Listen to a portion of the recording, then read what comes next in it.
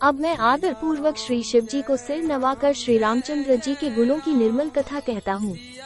श्री हरि के चरणों पर सिर रखकर संवत 1631 में इस कथा का आरंभ करता हूँ। चैत्र मास की नवमी तिथि मंगलवार को श्री अयोध्या जी में ये चरित्र प्रकाशित हुआ।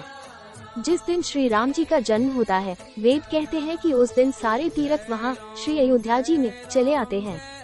असुर, नाग, पक्षी, मनुष्य, मुनि और देवता सब अयोध्या जी में आकर श्री रघुनाथ जी की सेवा करते हैं। बुद्धिमान लोग जन्म का महोत्सव मनाते हैं और श्री राम जी की सुंदर कीर्ति का गान करते हैं।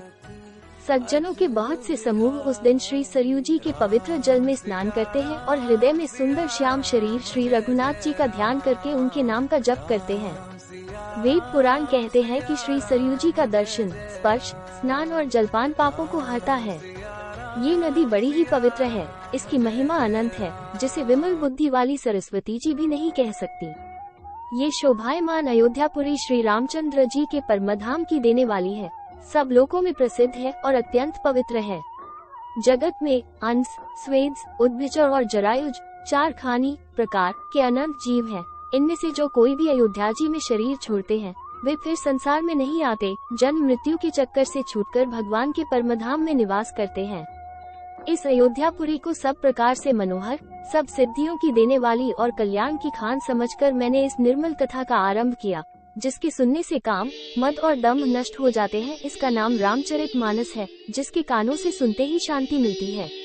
मन रूपी हाथी विषय रूपी दावानल में जल रहा है, वो यदि इस रामचरितमानस रूपी सरोवर में आ पड़े तो सुखी हो जाए। ये रामचरितमानस मुनियों का प्रिय है। इस सुहावने और पवित्र मानस की शिव जी ने रचना की। ये तीनों प्रकार के दोषों, दुखों और दरिद्रता को तथा कलयुग की कुचालों और सब पापों का नाश करने वाला है। श्री महादेव जी ने इसको रचकर अपने मन में रखा था और सुअवसर पाकर पार्वती जी से कहा। इसी से शिव जी ने इसको अपने हृदय में देखकर और प्रसन्न होकर इसका सुंदर रामचरितमानस नाम रखा। मैं उसी सुख देने वाली सुहावनी राम कथा को कहता हूँ। हे सज्जनों, आदर पूर्वक मन लगाकर इसे सुनिए।